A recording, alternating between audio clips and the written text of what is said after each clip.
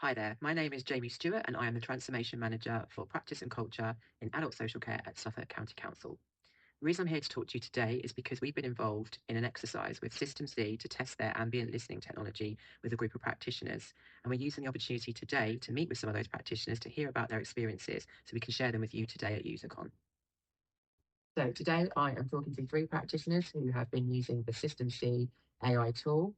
And I will start with Amanda. Would you like to introduce yourself? My name's Amanda Nesbitt, and I'm a senior social worker in the direct payments team. My name's Chris Palmer. I'm a senior social worker in the Ipswich Hospital team, and I work mainly with old people. My name's Laura Palmer, and I'm an occupational therapist. So I work mainly with adults in the community. What have been your general thoughts on the use of AI in social work and occupational therapy? Were you a skeptic or an embracer or just generally unsure? I would say I was an embracer. I thought it sounded really interesting, but I was a little bit skeptical on the whole being recorded and how that would work and how it would affect, relationships with people we were working with. But yeah, I'm pleasantly surprised. I would say I was a little bit concerned in that for me, I think the kind of work we do is very personal. Yeah. And I feel that AI, my impression of AI was it's quite an impersonal approach to how you talk to people. And I was just worried it was going to go too much in the wrong direction. Because to me, social work is all about relationships. Yeah. And by introducing something that kind of takes it, I felt it would take it away a little bit from that. So that was my concern about it, really. Which makes sense. I think I was worried about whether people would actually allow us to record them in our Yes. and whether they would talk differently because they were being recorded at the time, whether they would give us different information. Yeah. I like now. But it actually hasn't been the case. People forget it's there. Yeah. So that's been really good. I've heard that a lot, actually. That's been something that's been really common. And a lot of people have not resisted being recorded. They've been really celebratory about it and wanted to have that experience because they feel more confident knowing that what they're saying is being taken down and listened to. And yeah, that's been really good. Can you describe your experience using the form flow to capture your interactions when you've been conducting your work and your assessments? So the form flow query. I love it. I absolutely love it because I think sometimes when you think about when you take notes in people's houses, it's a bit like Chinese whispers because you write down what you want to write down. You sift out information, and then by the time you get to type it up, you're sifting more out. Whereas with form flow, it's just as it was said, that's how it comes out. Yeah.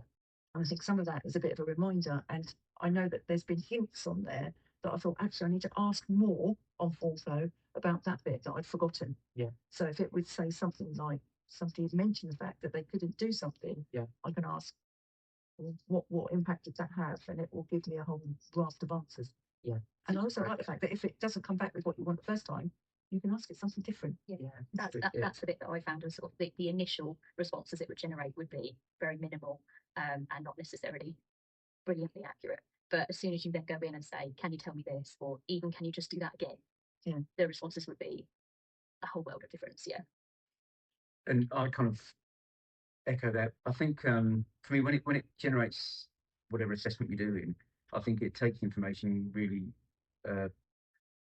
brings it down to very short sentences, and you're thinking, hold on, they're missing something here. So if you go into the form flow, it actually you get all the information around how it's been concise down, and I find that really helpful. And then you can go back into the assessment and change it. Yeah. I just think it reads a lot better when we all know the more information you can put into assessment because it's not my assessment as we spoke earlier. It's our customer's assessment. Yeah. And I think it's really important we give the evidence to them on why we're doing.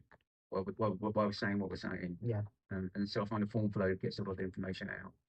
And how has this technology impacted on your daily workflow and interactions with the adults you're supporting? So your day-to-day work, how's using it impacted? What and have you seen come out of it? Definitely speeds things up. Definitely. Having the option to and also having the option to just dictate after a visit if need be, and then have that. I mean, I at one point was driving after a visit and spoke to, relayed the previous visit to the phone. And then by the time I got to the office, I've already essentially done my notes. It's really clever, really speeds things up. I really like that element. I feel that I can now spend more time with the person. Yeah. Because I know that afterwards it's going to take me less time to put it all together. And also I can, because I'm not somebody who feels comfortable when I talk to someone making notes because I feel as though I'm not giving them the attention they should. Yeah. So when I would talk to people before, I'd be focusing so much on all the information I really had to remember that sometimes you you lose that kind of personal element to what you're trying to do. Whereas now, a lot of I know the kind of, because within the hospital you have all that information, you have a lot of the kind of grounded information there. It means you can focus on a lot more of the personal stuff. And I just find that that's a real benefit for me. Just removes that barrier of the paper, doesn't it? Yeah. And I use Dragon usually, so I find it a lot easier. With Dragon, you have to go into each part of the assessment and dictate, and it's all new line, capital letter, that with AI, I don't have to do that. It just puts it in, so I don't have to go between each section, and it's a lot easier to dictate to a phone that then transcribes everything. Yeah. To dictate to Dragon. Do you feel it's made you quicker in your work? A lot quicker. I do struggle with the typing because I can't type for a long time, but it's it does make a huge difference. So it's helping you physically as well. Yeah. Fabulous. Can you share a specific instance where the product has significantly helped you in your work? Any examples you can think of? I did an assessment yesterday, and what I was really impressed by was I did a character assessment, and when I looked at the summary, how it had what it transcribed into the summary, I thought was just great, because it put the concerns, it put my concerns, it put family's concerns, it put and then also kind of said about what we're proposing going forward. And I just thought it took all the information from the assessment and just put it into like 2 or 3 really short sentences and just summed it up so well. I think we all think we're great at what we do, but I couldn't have put it any better myself. And and at the time I thought, bloody hell, sorry. At the time I thought, I've got to take that with me tomorrow, because I thought it was such a good example of how AI can just sometimes put information exactly the right way that just sums up the situation. Helps to organise your thoughts. Yeah, so it's very good.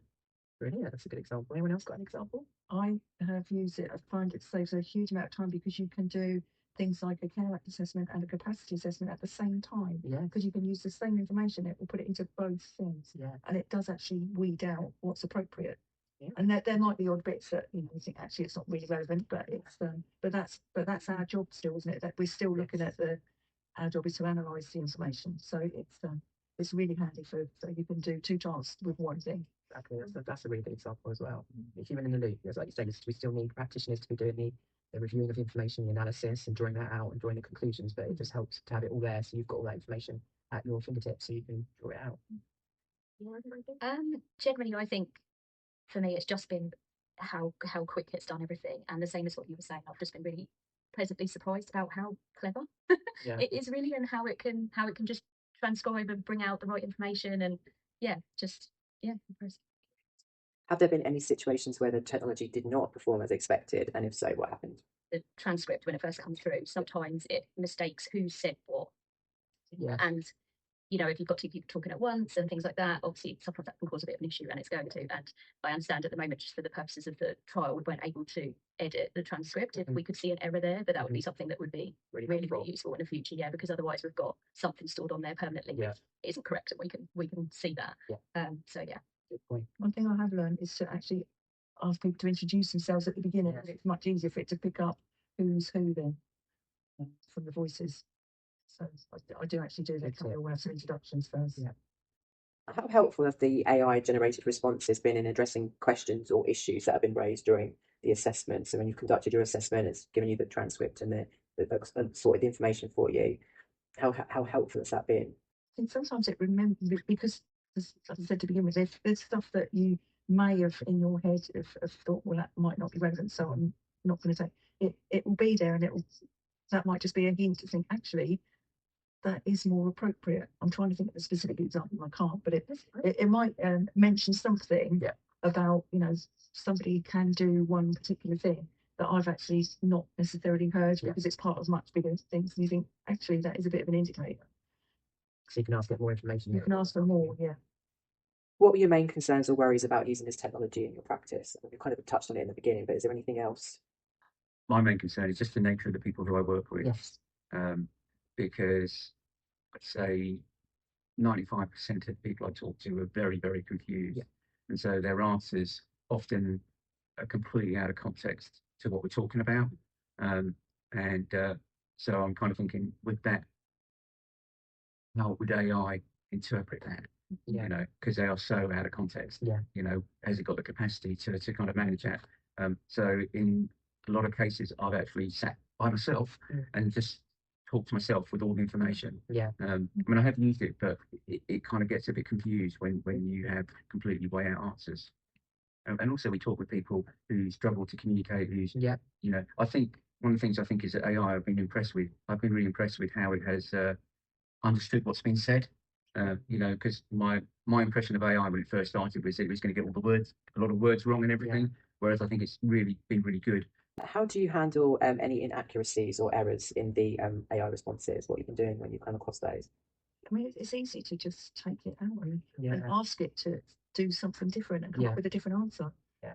And those inaccuracies are not necessarily inaccuracies. They're just where it's put information where we would say is in the wrong place. Yeah. But what I say is in the wrong place, Chris might say is the right place. Yeah. Because we're all different. Yeah. But you can just ask it to come back with a different answer. And that's the main thing, isn't it? Because we're still the ones in charge. So I guess a lot of people have that kind of fear that, that they're going to sort of lose control in some way. But actually, it makes a lot of helpful suggestions. But you always have the end say in whether that stays in your assessment or not. Exactly. So you've got that flexibility there, that control. What's your lasting impression of using AI in your work?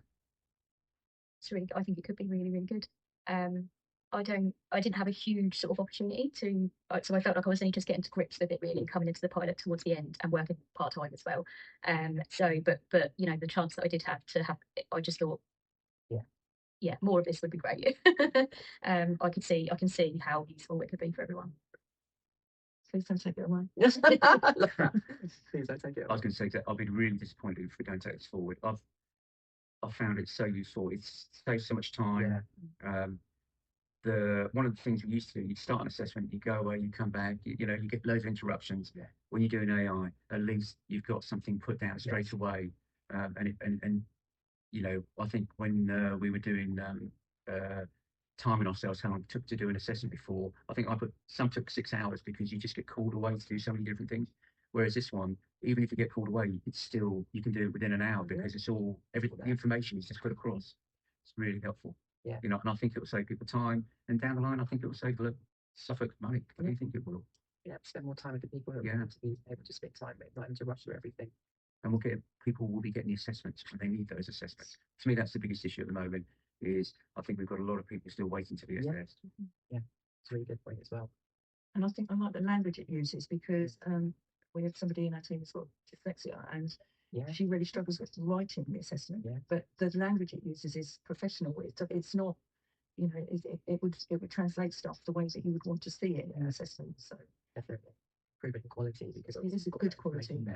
Work with it like a lump of clay that you can mould and make it so good. Yeah.